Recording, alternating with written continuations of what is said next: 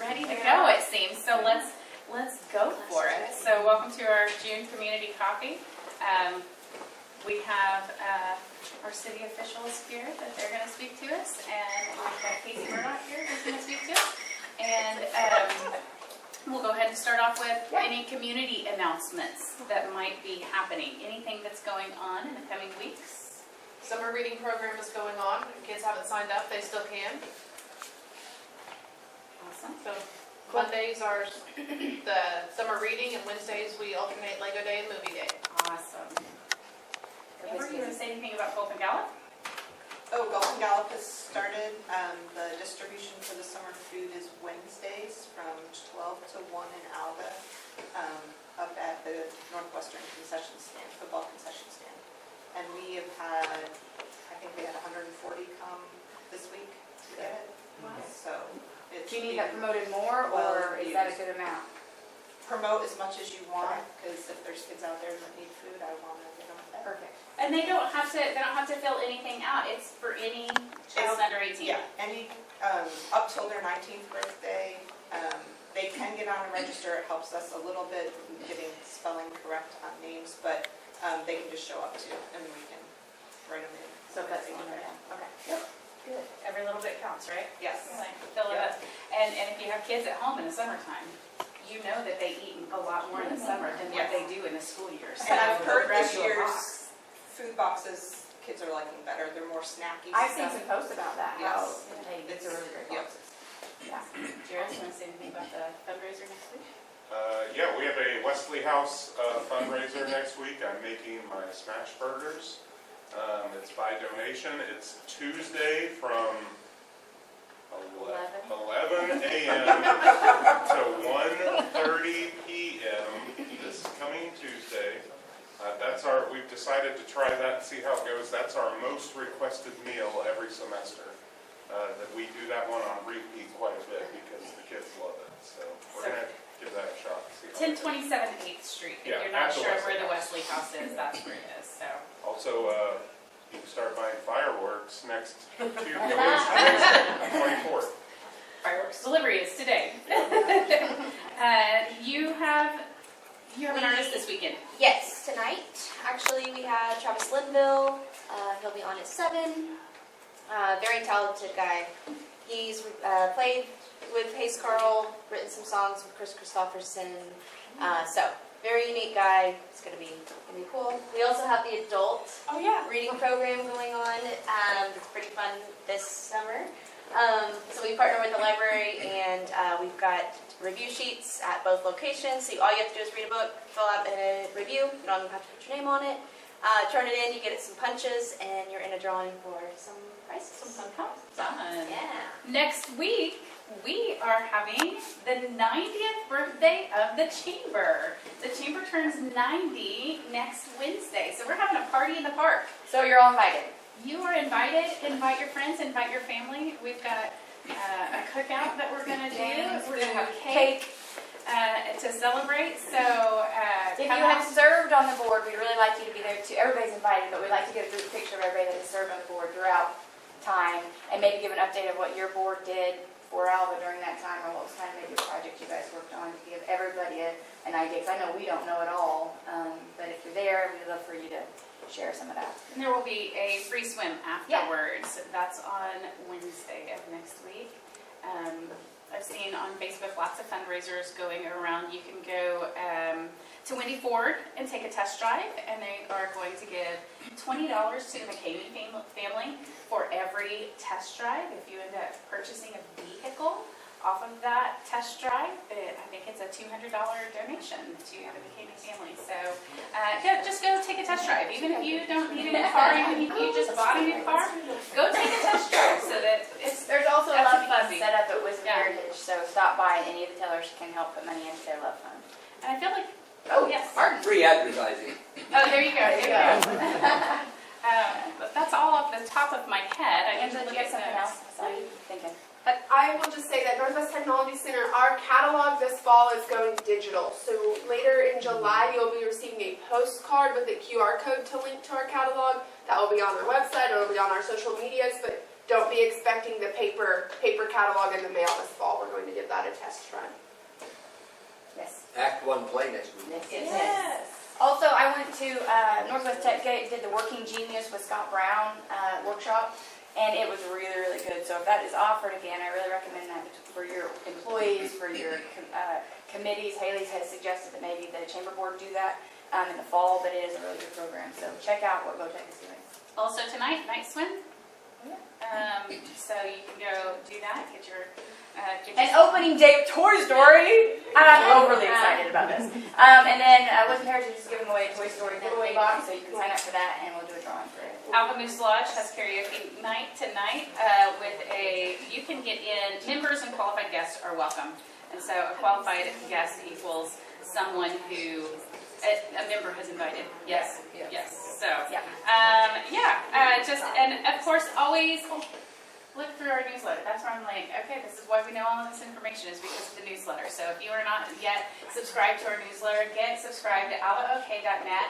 And then from there, when it comes up to your inbox on Monday at 4, open it and read it.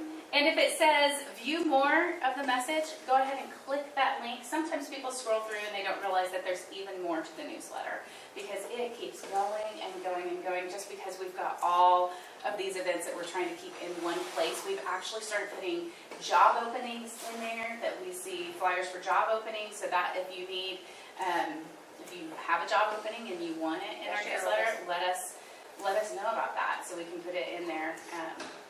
And all of the summer's programs and everything. So we got banquet for the chamber lasts until the end of the month, and that's going to help with Christmas. We think we have found a really nice tree that we're excited about, and that will help with some of our downtown lighting to expand that. So that's what that fundraiser is going to be for. And then Crazy Days is on the schedule for July 18th. and it always falls on that third weekend of July. And I heard that we might be having a parade for the 4th of July. I heard. I do know that there I have been heard a we request got to close the square. Yeah, some rustlings about a little bit more excitement for the 4th. So that's all I know. Interesting. I hadn't heard that yet. I know. I was gone. Okay, we better wrap our part up. Anybody else? Are there any more community announcements? I'll throw a couple community Yeah. announcements in that I know are going on with the city, and then turn it over to the mayor. But, Awesome. we've got of course, with the 4th of July. If it wasn't said, find somebody that's going to help you sponsor a rocket. Yeah. It's a 4th of July fireworks are great, and they're also expensive. So whatever anybody can do to help with the fireworks show would be greatly appreciated. Next weekend will be the 2nd annual K9 Classic Golf Tournament, and this is to help raise money to support Ghost in his activities to serve our community. And so if you're into that, if you're not into golf, you can always make a contribution, and we can help support the K9 law enforcement program.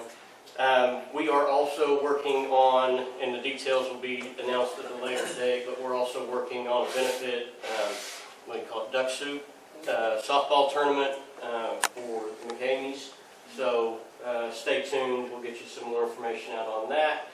And if you have strong feelings, not strong feelings, or whatever, we do have a survey that's out for the next week and a half or so regarding flock cameras. So we appreciate any input you want to provide on that. You can find it on our website or our Facebook page or on our app. So, with that. All right. We'll step out of the way. Yes. Well, I just got back from a council of mayors in Miami, Oklahoma, which is a long ways away for anybody that lives close to the Panhandle. I never expected that in my mayorship. I didn't see it coming, but there is a lot of meetings out of town with the Municipal League that Kelly kind of helps me navigate my way through. But the interesting thing in it is every time you go to one of these, you don't only get to network and talk about your problems with other mayors and people of city governments, but there's a lot of people there as far as vendors that offer resources of different types that cities can use to help build infrastructure or just maintain a better environment for their citizens. So I always kind of enjoy that. I'm not sure if I come away any smarter. That's kind of a challenge. I'm a little thick-headed at times, but I try. Anybody that is concerned about the flock cameras, I will say that when people started reaching out to me with concerns about it, I'm the one that really kind of brought that to Kelly, and I said, look, we need to do something for our citizens on this, whether it be bring them to a better understanding of what these flock cameras are for and what they do, or just for the citizens themselves that I serve as an elected official, to be able to voice their concerns in the flock cameras and see where we go from there. Because ultimately, at the end of the day, myself and the now 7 council members, we are here to represent the citizens of Alva. And so it's very important for the citizens of Alva to reach out to us and let us be your gateway to what happens in your local government. And I will always say, take the time, please show up to a city council meeting. We get kind of lonely in here doing business all by ourselves, and we do have guest pastors from around town show up and do the invocation, and usually end up picking on them as being the only citizen in the group. So I'm sure they could stand a little bit of a relief. So if yourself or somebody you know, if you're interested in city government or just want to know what's going on with city government, please take the time and attend one of our council meetings. That's what I got to say. Do we turn it over to the elusive Casey Murdock? All right, how are y'all doing? So, coming here, we're into session. I was thinking, what am I going to talk about? Well, session was a month and a half ago. We just had an election. It's exciting, you know, we are America. We're about elections, free elections. I said, I'm not going to talk about last session that much. I want to talk about the future of Oklahoma. And this election, I'm excited. And you guys probably got pounds and pounds of mail. Did you not? I did.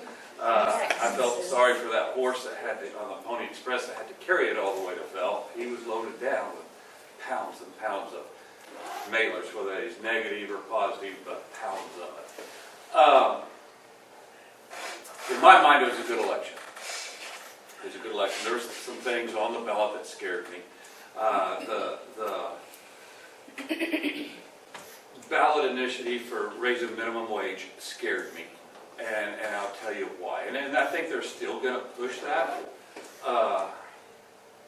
I think minimum wage is a starting salary. And it is for somebody that's starting to work, our high school kids, our kids that's just starting. If you're at minimum wage after you've been at a place for 6 months, there's something wrong, because everybody knows, I know, it's hard to find anybody to work. I can't find a guy to help me, but I am in Felt, population's 77. It's hard to find people there to work, but it's not just Felt, it's across the state. It's hard to find people to work. And if you've got somebody good, you're paying them what they're worth. I mean, my guy that I have hired, I paid him $15 an hour. When he started, he didn't even start at minimum wage. He started at 15. That was not just, it wasn't just the 15, it was the tying it to the, I'm drawing a blank. CPI? Yes. But what scared me most about this was for our high schoolers, for our 16-year-olds just starting. What does McDonald's do? What is McDonald's doing right now? What's Walmart doing? The self-checkouts. Go to McDonald's and you order from a board. That used to be somebody's job. And now it's not. And I was more worried that those jobs, that these kids, their first job is not going to be there anymore because it was just too expensive for these companies. Well, McDonald's is going to put that self-checkout in. What does mom and pop restaurant do? I think it was going to hurt our mom and pop restaurants, and so I was glad to see that go down, because I was a little worried. And I don't know, have you all seen the map of Oklahoma, how the state voted? Yeah. 3 counties. That scares me too.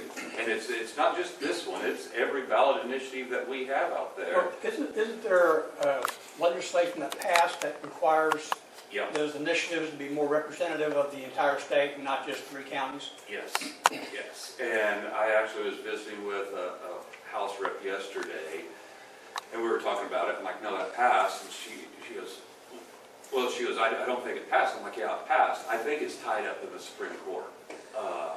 I think that we've got people fighting it. But, so it's yet to be determined what the Supreme Court decides on that. But Oklahoma City and Tulsa drives our ballot initiatives. I was a little worried that was gonna pass. So it was good that went down, and we sent a message. Well, I'm not. It doesn't matter. I am dang glad that Maisie did not win the primary vote. I'm glad Drummond wound up on top with the votes. I support Trump. I think Trump is doing a great job, but he needs to stay the hell out of picking our governor. That's our choice. And he's doing a great job for the country. Hallelujah. Thank you. But we don't need someone from New York City picking the governor for the state of Oklahoma. That's our choice. We know what's going on in this state. We know our issues. We know what we need. And he needs to stay out of picking our governor. He can endorse congressmen and senators who he has to work with in Washington, but not our governor. And not only that, Maisie scares me. He scares me for rural Oklahoma. I see you nodding your head. You know exactly where I'm fixing to go. I don't like paying property tax. I cringe every year I get my tax bill. Oh. But I also like seeing that county grader out there. I like going to the courthouse. Well, no, because usually I'm up there paying my taxes. Let me take that back. I'm glad that I'm able to go to the courthouse in Cimarron County and not driving to Guyman for my county business. Because where I have a perspective on property tax in county government, it's Harper County. You guys know what's going on in Harper County. They are barely getting by. Last I heard, their courthouse is open part-time. Because they're not raising enough taxes to support the courthouse. So I'm going to fast forward and look back all at the same time. I'm going to give you my perspective on if we do away with property tax for rural Oklahoma. Oklahoma City's got plenty of it. They've got plenty of businesses. And I'm talking about the Homestead Act. But you get to rural Oklahoma, that we're struggling anyway.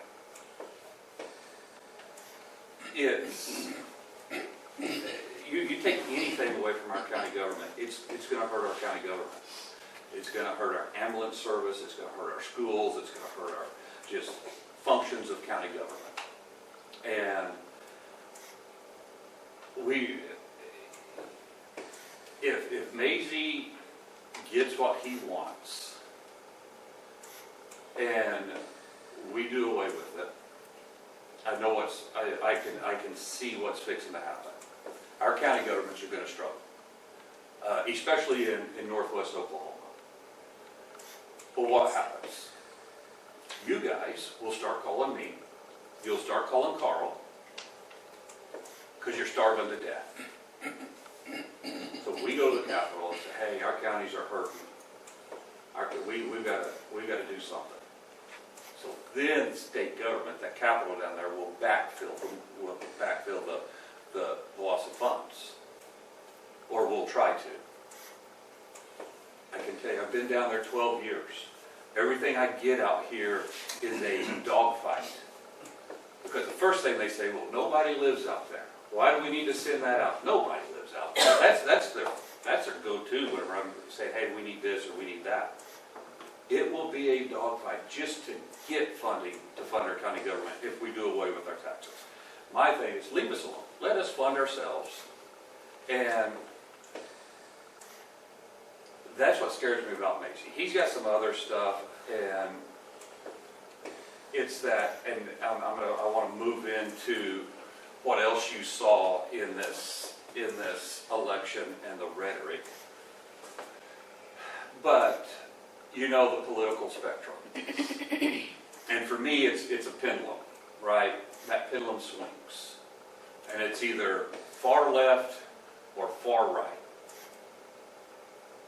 But our founding fathers set our system of government up for compromise.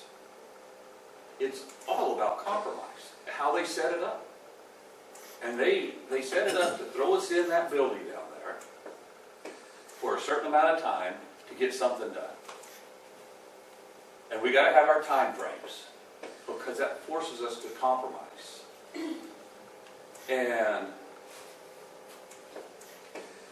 what we've seen, and not just in the state of Oklahoma, but nationwide, is no one's compromising anymore. They get mad, and they start calling names, and they just won't talk. Oh, they'll talk plenty on social media and CNN and Fox and throw hand grenades, because it's a good show. But then they make the other side mad, and they just go, okay, we're not talking to you. But our founding fathers set it up for us to compromise and talk. But when we start, you get the pendulum hung way over here on the far right, or you get the pendulum hung way over here on the far left. But where does the function of government help people the most? And the majority of people is when that pendulum winds up somewhere in the middle. Not way over here, not way over here. And it irritates me. And I'm guilty. Before I was at the Capitol, I used the term rhino. Oh, they're just rhinos. Oh, until I got in the dogfight, until I stepped into the ring and saw all the perspectives. And I'm going to speak as a Republican. Everyone in that building down there that is in the Republican caucus are Republicans. Now, where they wind up on that political spectrum is from the center to the far right. But from here to here, we're still all Republicans. And I think it was Reagan that said, you never get everything you want, but if I get 80% of what I want, I'm happy. I feel like I'm a winner. But what I've seen this past year is this far right side that is pushing this far right so much that they're almost over here to the left. And I've got my EA right now looking at the voting records, and the far right in the Senate voted with Democrats more than they voted with Republicans. So that pendulum got swinging so hard for the right, it swung clear over here to the left. But this guy that they're calling rhinos, he's still a Republican. Now, he doesn't believe way over here, but he believes what he believes, and he's still on the right side of the pendulum.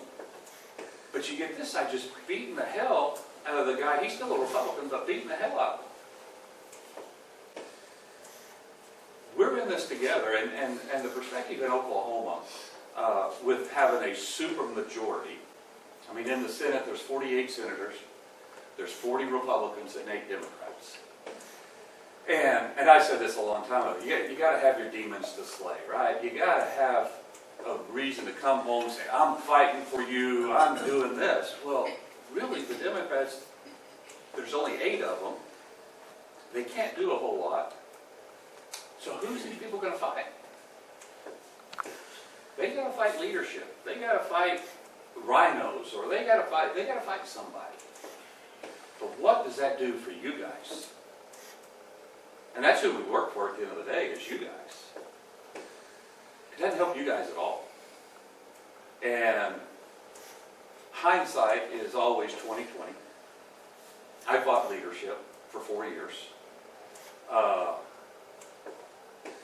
Did not like the direction that the Senate was going. Did not like the direction leadership was taking us. And I just gave you a long speech on compromise. I had tried to compromise. I tried to work with them. And they were just as bad as the Freedom Caucus is today. They didn't want to talk. They didn't want to compromise. And I fought them. I had some kids from Panhandle State come into my office a couple years ago, and one of them said, well, what are you most proud of your accomplishments down here? And I kind of looked at my awards that I had on my shelves, and I said, you know, it's my door outside. And they said, why is that? There's nothing on it. I'm like, that's right. There used to be. Used to be chairman, vice chair. And I said, it's not. And I said, it's not there because I stood up for principle. I stood up for my district. I stood up for what my district believed, and I stood up for principle. And I didn't care about what was on my door. I still remember the day I walked out and went to the Pro Tem's office to fight for you guys. And as I walked out, I turned around to my EA and I said, take a picture of this door, because when I come back, it may not be here. Now, it wasn't, I mean, it was still there when I got back, but by the end of the session, it wasn't there anymore. But with that being said, I just talked to you about compromise and compromise. Yes, you compromise. But you always stick with your principles. I've used this since I've been down there. I like trading horses. It's fun. And I will trade you on my sorrels and my bays all day long. But there's a soft spot for gray horses in my heart. My gray horses are not for sale. I'm not going to trade on my gray horses. But those are my principles. And I've told that story enough at the Capitol when somebody comes in wanting me to change a vote or move a certain way. I'm like, hey, you're starting to mess with my gray horses now. And I've told that story enough, they know what I'm talking about. You're going against my principles, and I'm not moving. Everything else I'll move on. I'll talk to you. I'll negotiate. You have to compromise, but you never compromise on your principles. And what we saw in this election is name-calling, throwing people under the bus. And why I want to talk about compromise and the nastiness that came out in this election is the Freedom Caucus. Now, I agree with a lot of what the Freedom Caucus stands for. When you live in Cimarron County and you've got 1.5 people for every square mile, you got freedom. I can do whatever I want. Nobody's griping about what I have in my yard. Nobody gripes about my dog barking all night long.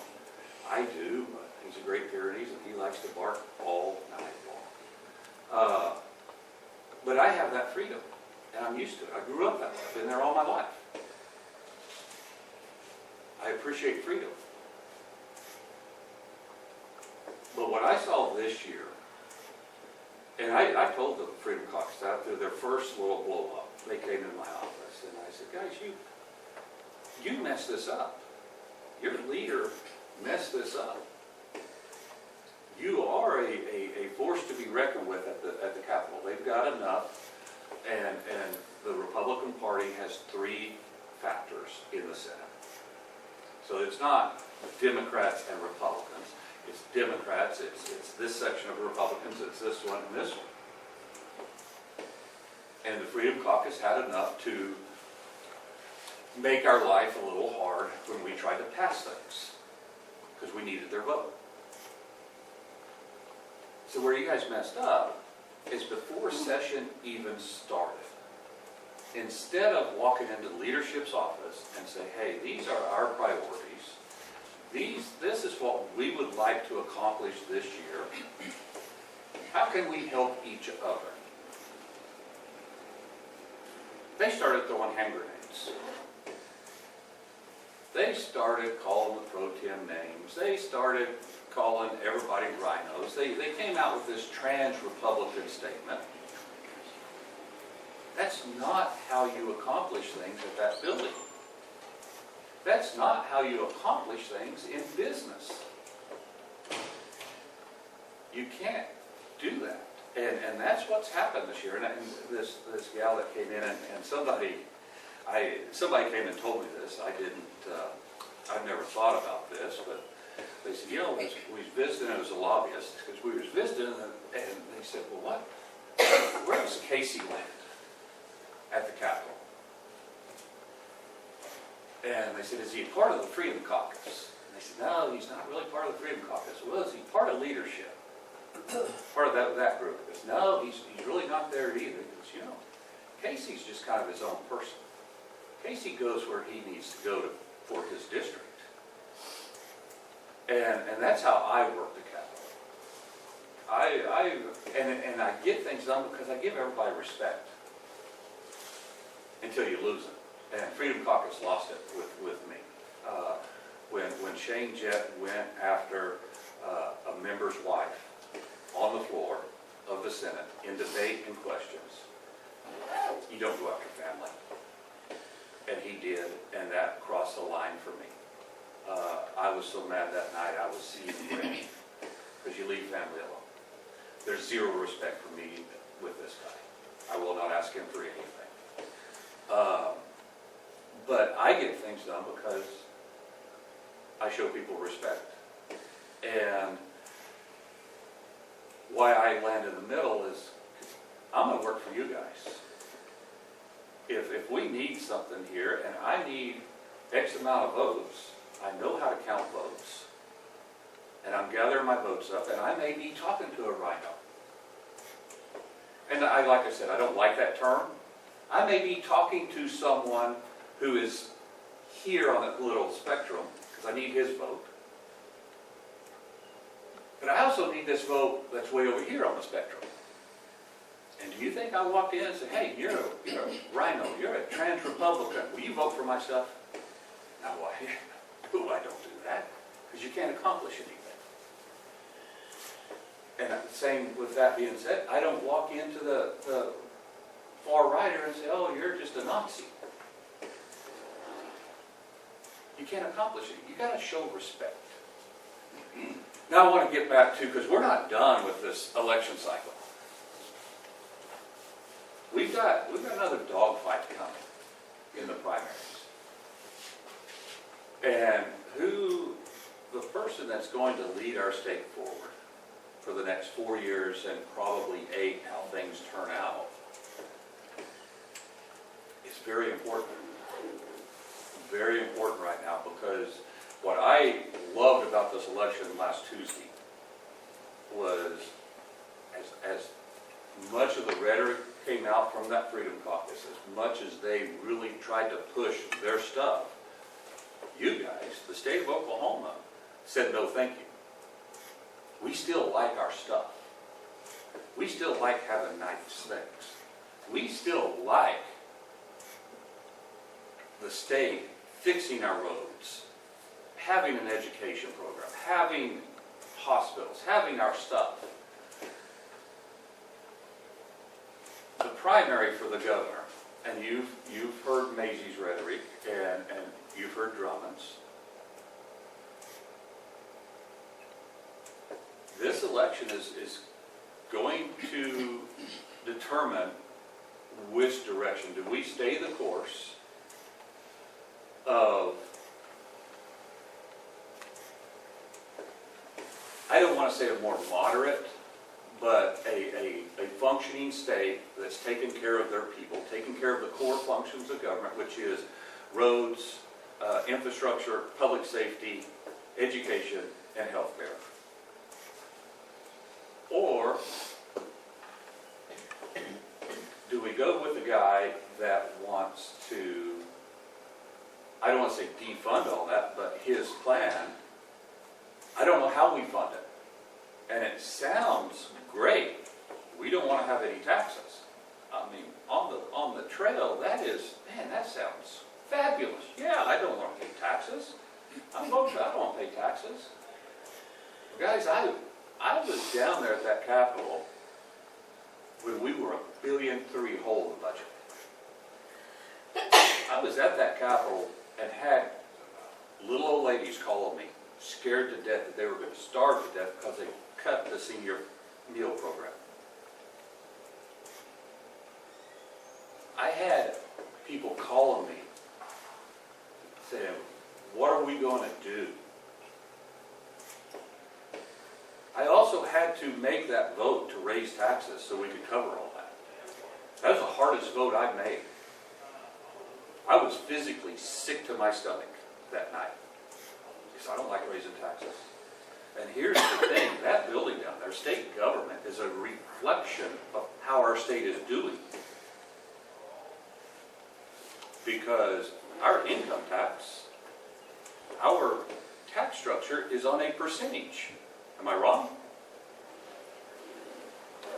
It's a percentage of what you guys make.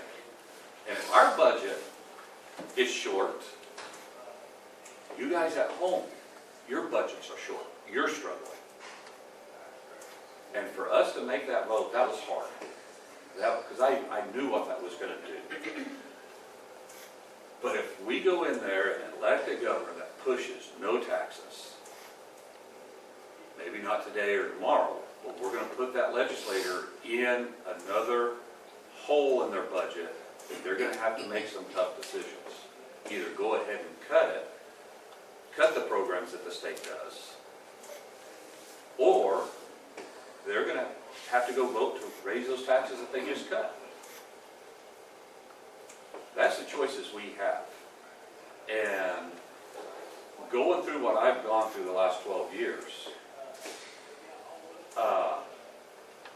now I feel like I'm doing a stump speech for Drummond, but I think he's the clear choice because it scares me. Now, I don't mind cutting taxes if we have the revenue to fill those holes, but how do we fill those holes? When we cut the grocery tax, that was a $200 to $400 million cut to our budget. But we could fill the holes. We had the revenue coming in, and we could fill those holes. That's fine, but just to cut income tax because it sounds good on the campaign trail, how do you fill that hole? What program are you going to cut? Or are you just going to do away with it? But how do you fill a hole where that revenue is what that revenue is paying for? And during those bad times, the $1.3 billion hole in the budget, our agencies cut their budgets to the bone. They were strapped. They cut everything that they could possibly cut to get through that time. And things turned around. 18 was a great year, and we were able to have some savings accounts. And right now, we've got from depends on who you talk to, from $3 to $5 billion in savings. We're in a comfortable spot. And when you look at our books right now today, I can see, yeah, let's cut taxes. We've got all this savings. Well, I've been through the bad times. Now, when we were $1.3 billion hole in the budget, now we had the rainy day fund. I think we had $3 in it when we was $1.3 billion hole in the budget. I'm a rancher. I know there's going to be some bad years. I want that savings account over there so I can get through the bad times. And the state of Oklahoma is not unlike my operation at home. Because the main driver of our economy in the state of Oklahoma is oil and gas. And we all know oil and gas has peaks and troughs in what oil's worth. And we're going to have good years and we're going to have bad years. And we've seen this since statehood. Let's have a savings account. And let's not burn through it. Let's have it to get through those bad years. I'm going to step off of my soapbox and take questions now. Are there any questions?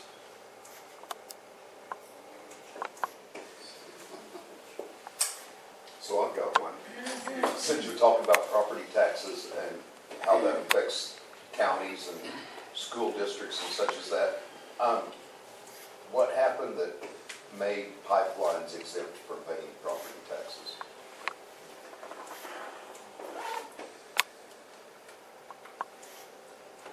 I don't know. I kind of know, but I don't know enough to give you a good, solid answer that says, okay, this is what happened.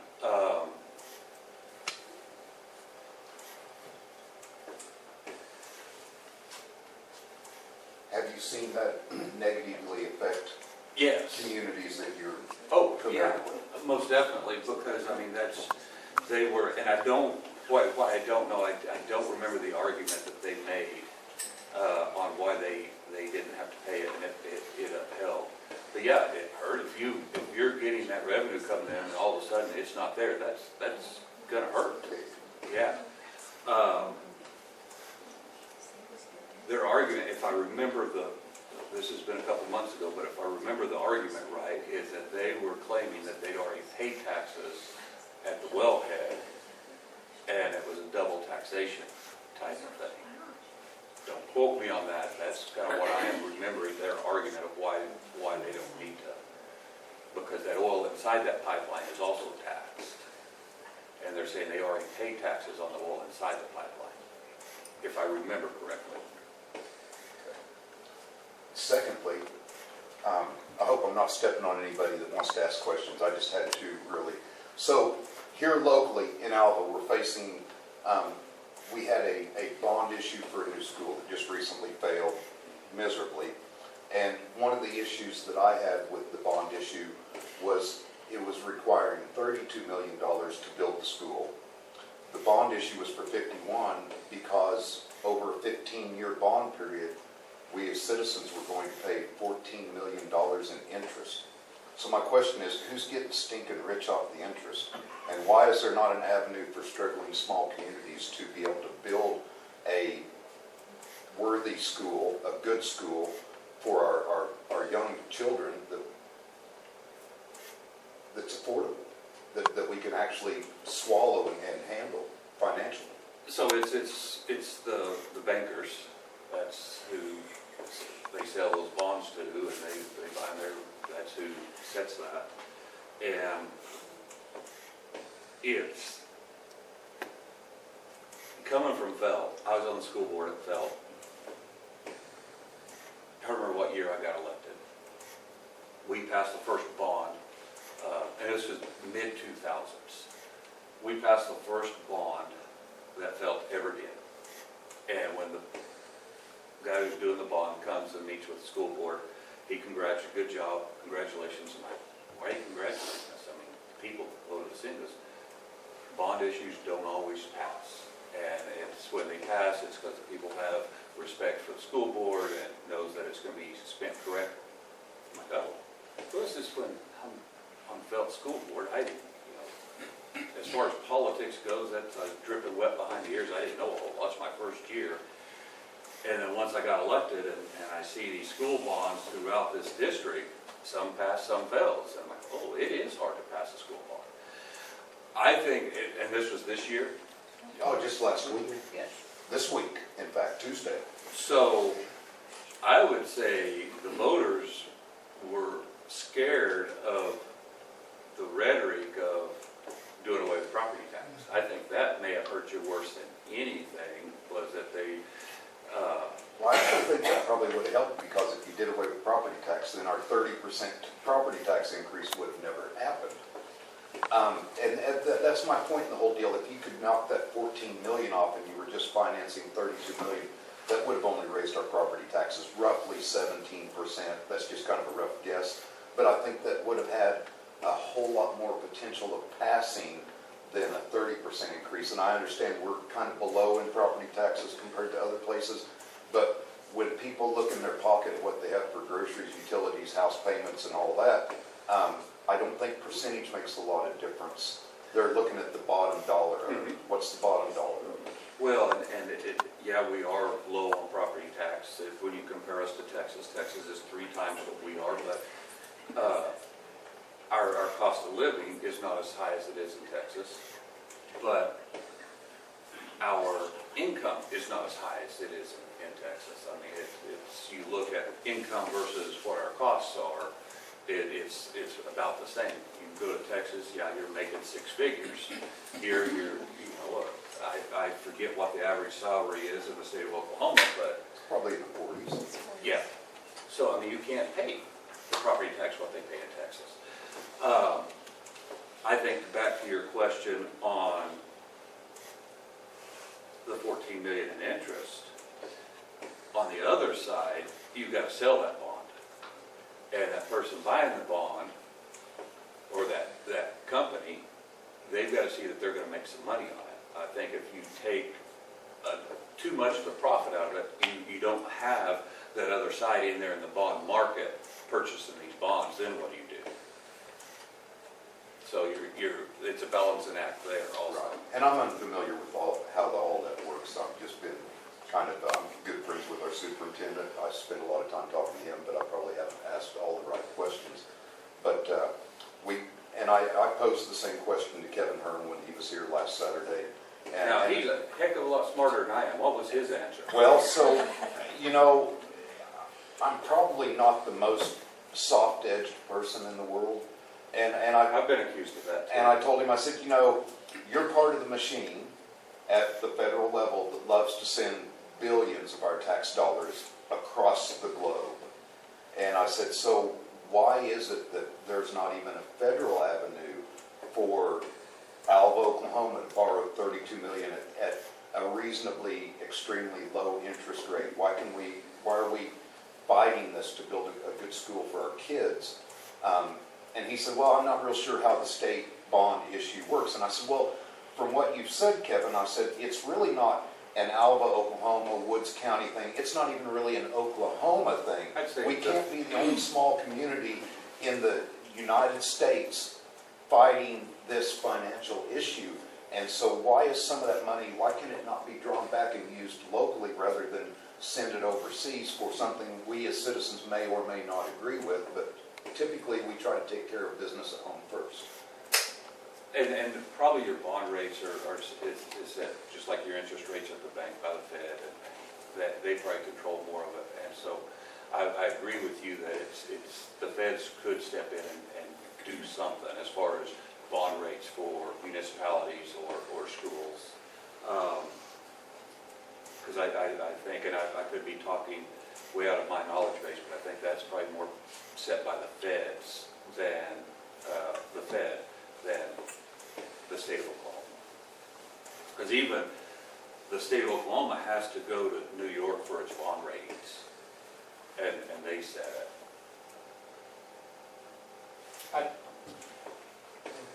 Oh, no, I have a question. Oh, Yes. When proponents talk about doing away with property tax or really decreasing it, do we ever hear of what their plan is for replacing that money? I heard one plan this year, and they said fill the hole with sales tax. Okay, you guys know where we live. How far is it from here to Kansas?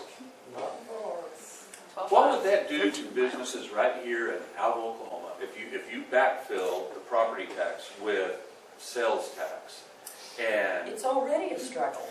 how many people's going to drive to Kansas? Well, And what is your businesses down here on Main Street, how do they survive? I remembered for years that, people would leave Alva just to go buy gas for 5 cents cheaper in another town elsewhere.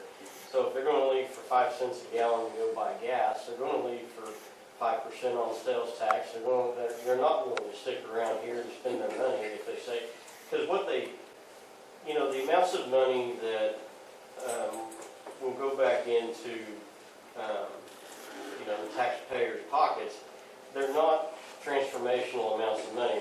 They're getting by amounts of money, and it's not dollars that they're going to be able to save.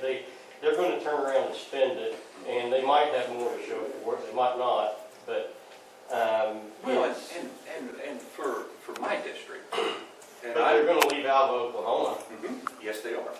And for my district, and I'm assuming that everybody in northwest Oklahoma lives the way I grew up. When I grew up, we didn't go to town a whole lot. And when we went to Amarillo, Texas, that was a big deal. And we had a station wagon. We all had station wagons back in the 70s. Love those cars. We'd go to Sam's, and we would load that station wagon up with groceries. To this day, my mom's 90 years old. If I need to go anything, I go down to her house. That's my grocery store. Because she's been to Amarillo and loaded up on, she can live 2 months out of her house and not have to go to town. But that's the way I grew up. And if we do something like that, you're going to have, because we're already, in that mentality. We've got my freezer, I can't tell you how old it is, but I still have the freezers, I still have the pantry. I can load that up. I can go to across the state line where taxes are cheaper and load up all of my needs. And it's a big enough savings in taxes that it covers the gaps. And that's what will happen in northwest Oklahoma. But you have the policy, the push. It's the same with the ballot initiatives. Those people in Oklahoma City is the center of the state. They can't do that. And most of the time, they are buying their groceries or their needs as they need it. They cook supper that night and they stop by the grocery store and they could live a day out of what they have at their house because they have to stop at the grocery store and pick it up. Or it's a different mentality, but to put it on the sales tax will be a death knell to businesses in rural Oklahoma. Well, and my whole Who is thing, already struggling.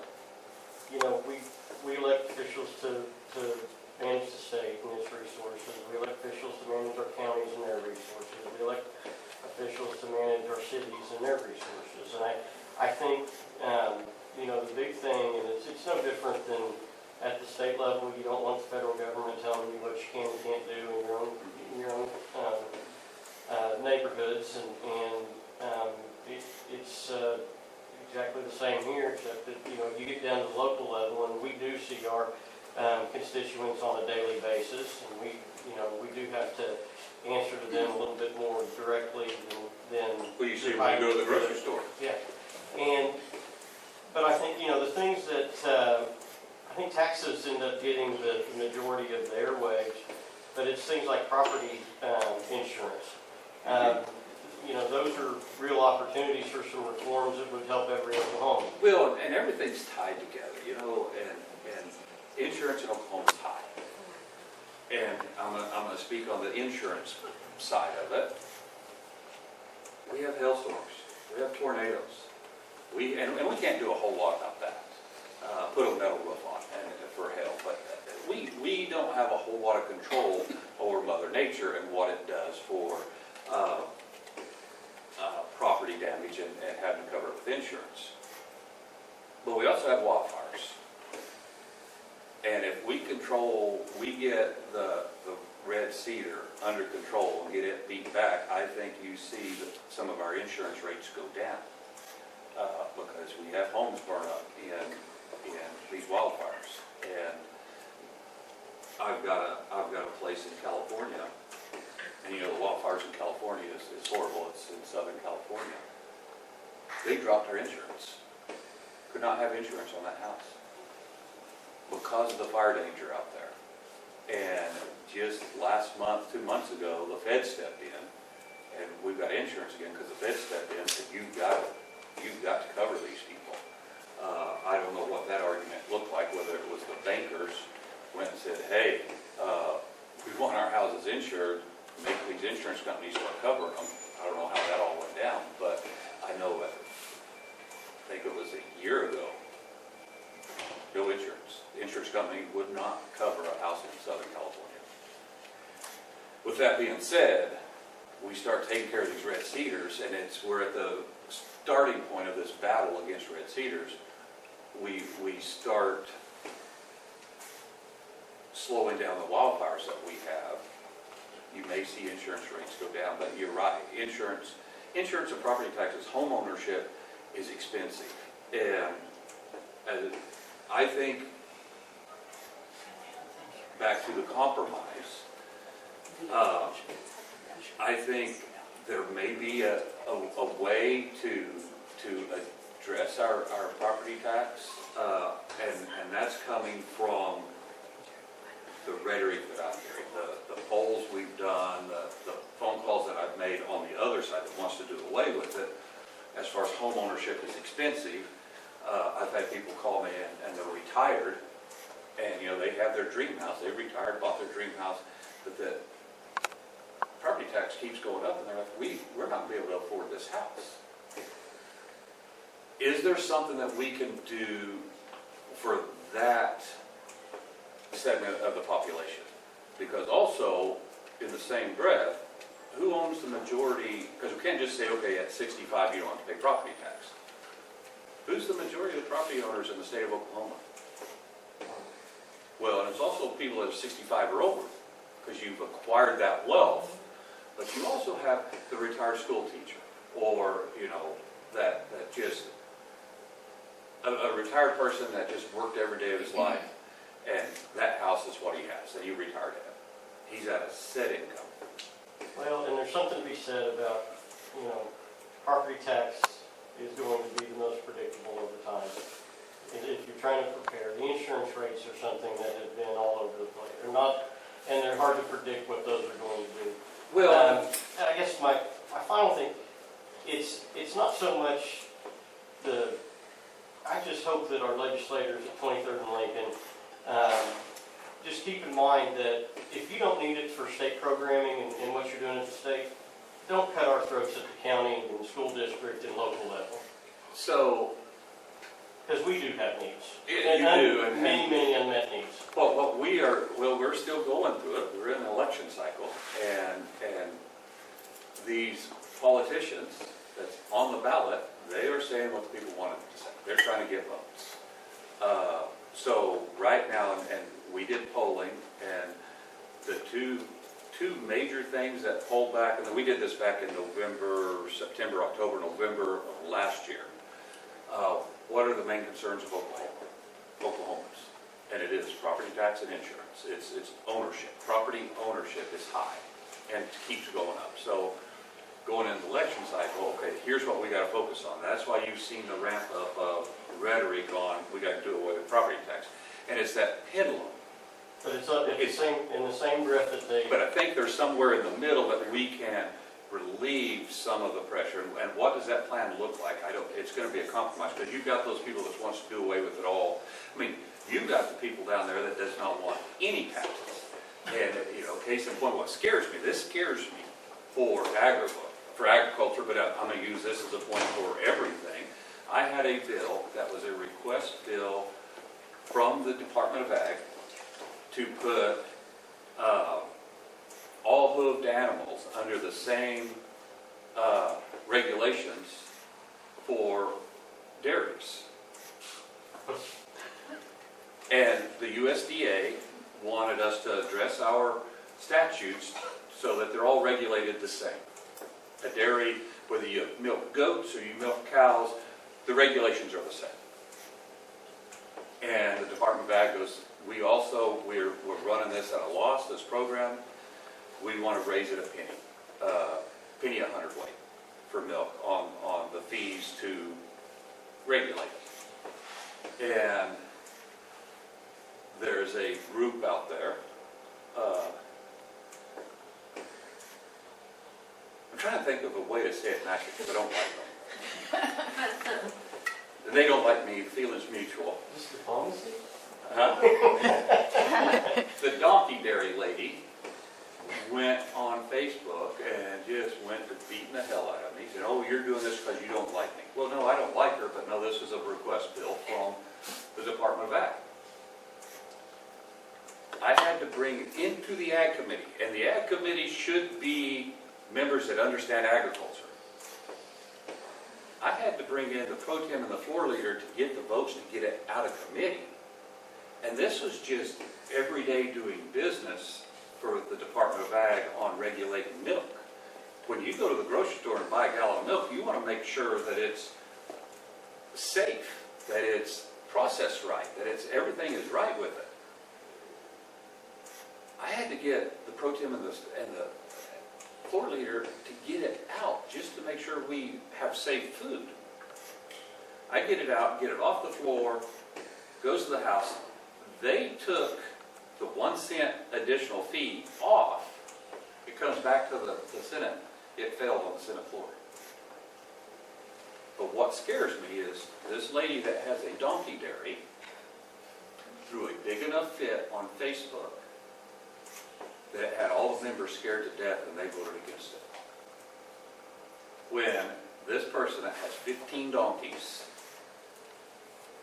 can drive ag policy in the state of Oklahoma because of her posts on Facebook, what other good programs does the state have that we need just to function as a state that is being driven by Facebook rhetoric? Okay, but you can take that to the national level as well. Same thing, yeah, it's exactly the And same so I think thing. the general unease of government and what they're doing trickles down to us, and what's the school board doing with it? What, that 52 million, what are they gonna do with it? When that level of trust is being deteriorated It's all the way down. You're exactly right.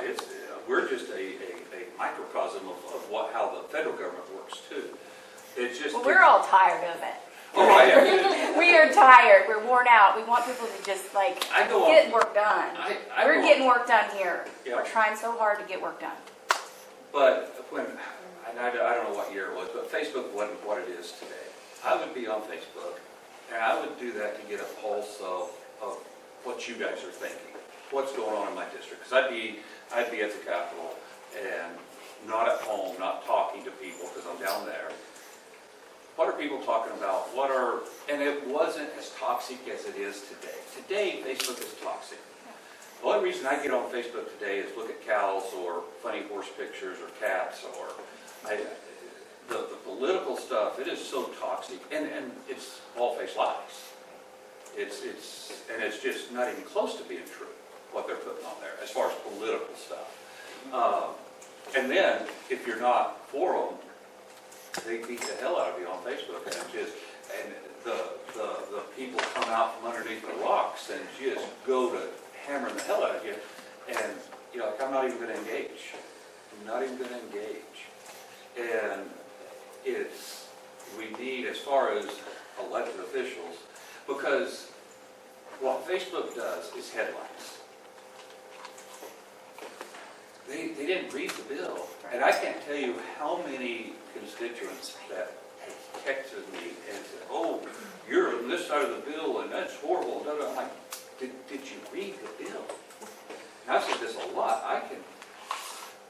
I can vote no on cutting taxes for Oklahoma City. And you know what's going to be the headlines? Senator Murdock votes against cutting taxes. But down there in the bill is we cut the taxes for Oklahoma City, but we paid for it because we raised the taxes in Northwest Oklahoma. I voted against raising taxes for Northwest Oklahoma, but the headline says I voted against the tax cut for Oklahoma City. They don't read what the one word in a bill can change it totally. But they're just ranting on Facebook because of the headlines. And we can't legislate at that Capitol off of headlines. We got to read the entire bill and know because like I said, one word in a piece of legislation changes a lot of things. And at that Capitol, we have talked to industry, we have talked to our constituents, we have read the bill, we know everything in it. And that determines how we vote on an issue, not the headline and Facebook rhetoric. And what I have seen over the last year or so, Facebook rhetoric has been driving the show, and it scares me for the functioning of the state of Oklahoma. Because then it's just mob rule. And that's not good for our state. But it goes back to what you said as far as who we have representing us. And the trust. I call them climbers. You have people in the building down there, and it's the same in Washington. They are looking for their next job. They're looking for the next position they're going to run for, and they're climbing. And so they're out there saying and doing whatever they need to do to climb that ladder. And in Washington, you have people that makes the talk shows, and they are throwing out all kinds of toxic rhetoric and sensationalism so that they may have their own talk show at some time. You've seen that. Down here, it's, oh, I'm going to run for a statewide, or they're looking for their other job. case in point, Shane Jett this year. He turned out. Last year, he sat there for 5 years. And he'd say something every once in a while, but not a whole lot. This year, he went nuts. He's everywhere. He's looking for a job. He's looking for a job. And I think he really wanted to get a job with the Freedom Caucus in Washington, D.C. And so he wanted to be as loud as he could be, look at me, so I can find a job, a climber. But back to my time, those 4 years I fought, and this year I got a lot done for this district. And I look back, I'm like, what? And I stood up for principle. You heard me say that's why I fought leadership. I'm like, was it worth it? Because look at everything I got this past year. I didn't get that when I was fighting them. At that time, and COVID was tough to go through, and that was principle. There was a lot of craziness in COVID, but I don't know. But on a regular basis, you've got to compromise. You've got to work with them, and you can't be throwing hand grenades. And for me, you guys got me. For Shane Jett, or for Dana Pareto, who's in Broken Bow or East Tulsa, he got 6 other senators that can get stuff done. And it's like if this district was split and this street out here is, this is my district and that's somebody else's district, well, that senator over there is taking care of you. Because whatever he brings back is going to filter over here too. But for me, you guys got me. I don't have other senators around me that's bringing stuff out here because I'm being an ass at the Capitol. These Shane Jetts, these Dana Pareto, these other senators, got other senators that's playing the game, getting stuff for their district. And I've looked back on my 12 years, and like, maybe if I wouldn't have fought them. I've thought this, thinking this out loud. No, at that time, because of COVID, it probably wasn't going to happen anyway. But it made me think. And the problem with term limits, and here's the evolution of an elected official in term limits. When you first get elected, and this is the way I put it, you're trying to figure out where the bathrooms are. And what I mean by that is you're just figuring out how the building works. How do I get a piece of legislation passed? I got to be in this committee, I got to present it, I got to go over here, just how it works. And I say it took me 6 months to find the bathrooms in the place, but on the job training, before you feel comfortable in knowing how the building works, you're 4 years in. So a third of your time at that Capitol, your 12 years, is on the job training. Then you get it figured out. Then your elected official goes through what I call the God phase. And they think they're God. They think they're the most powerful person in the world, and they go through this God phase. Every one of them does it. And once they figure out, no, I'm not God, I can't fix everything. And then they settle, and that's about a 3 or 4 year process. Then, your last 4 years, you kind of settle down and you become a good legislator. You know what you accomplish, you know what you can't, you know how everything works. And so really, you guys are only getting 4 years of productive legislation, leadership out of your elected officials because of term limits. Because it's the human psyche, what I just explained, those first 8 years. And I've seen every member go through that. They learn the process, and once they get it figured out, then they're God, and it's the power thing. And they got to go through that too, and it's a growing process of being a legislator. But then once they get through it, then they settle down, they become a good legislator. Well, we need to fix all that then. Do a better orientation, get everybody on the same page. So, Let's fix it. Woodward newspaper, when I ran for re-election, they called me and they did an interview and they said, what do you want to accomplish your last 4 years? And we were in a wreck. in the Senate. It was horrible. And I told him, I said, what, my last word, I'd like to fix the Senate because it's broken. There was a time a couple years ago, I was embarrassed to call myself a senator. That's how bad it was. It was embarrassing, the way the Senate leadership was acting. We have been embarrassed by all of our people as well sometimes. And I said, I want to fix it. We're on our way to fix that. We've got a good pro tem.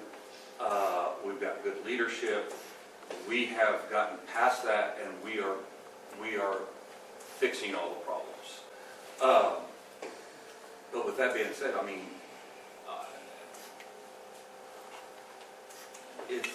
it's always a moving target, and it's because of term limits. And I'm part of SLC, which is the Southern Legislative Conference, and it's 15 southern states that we have a conference every year. We talk about what other states are doing. And I was visiting with one of the people that work for SLC, and we were in our battles at the Capitol. And she told me, because we see this same thing in every state that has term limits. This battle for leadership, this battle within the caucuses, fighting with each other. And I get that, because you don't have any stable leadership that's setting the course, the rudder, and this is the way we're going. You have that change in the captain every so often, and you have that battle.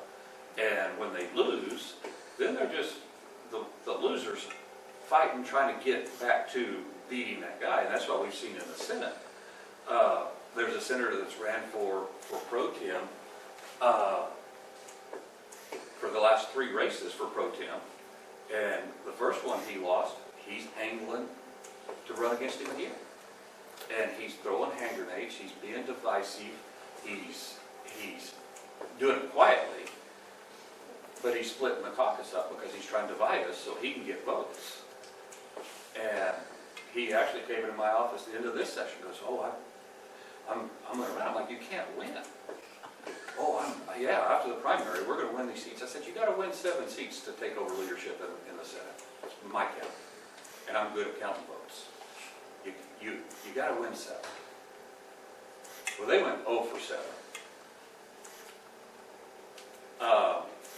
But the whole time he was there, he was sowing discord in the Republican side of the Senate. And it's hard to get anything done when you have that infighting, the backstabbing, there's no course that we set the rudder at, and we're driving the state to prosperity.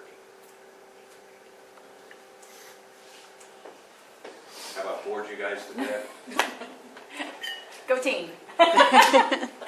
Well, and with that, I've sounded pretty depressed and because of how things are going. Like I said, we have good leadership on both sides. And what I seen this year, and when we were a train wreck down there, the pro tem of the Senate, the Speaker of the House, and the governor back to talking, they wasn't talking. They were doing a press release, bashing each other, calling each other names. Now, our pro tem and the Speaker, we worked together all this past session. They talked, and my office, if you've been there, is the first office that you go down the hallway to the pro tem's office. Well, one reason I wanted that office is in deadline week, I know when things are fixing to move, because you see the House floor leader or the Speaker walking down to the pro tem's office. Okay, things are moving. So I know that they've been talking. They've been walking back and forth. They've been passing my office. I know that the conversations are being had between the House and the Senate on getting things done. And that's the first way of knowing we fix things. Because before, that didn't happen. That did not happen. So with leadership today, we have corrected the course. Now, I don't know what the new governor is going to be, but I think we've got to have somebody that's willing to compromise. And I liked Stitt. He did a good job, but his number one all of them that I saw since he's been there, he didn't know anything about politics. He thought he would, and I'm for running the state like a business, but you also have to know how the game's played. He didn't know, he thought he was the CEO of the entire state, and he didn't realize that you gotta work with the Senate and the House to get things done. It's a three-legged stool, and you need all three legs to keep it stood up. And he thought he went through the God phase. That even goes to the governorship, goes through the God phase. But once you get through that, you settle down and you can get some stuff done. But no, things in Oklahoma moving forward looks really, really good. Looks really good. Well, thank you so much for being here today. Sorry I drove on and on and on. Yeah, so, yes. I'm sure that if there are more questions, everybody can come up and ask him. And we can go from there. Thank you all for coming today. And there's plenty of food, and I did taste all of it before. So, Would you wash your hands? Your wife's cinnamon rolls are so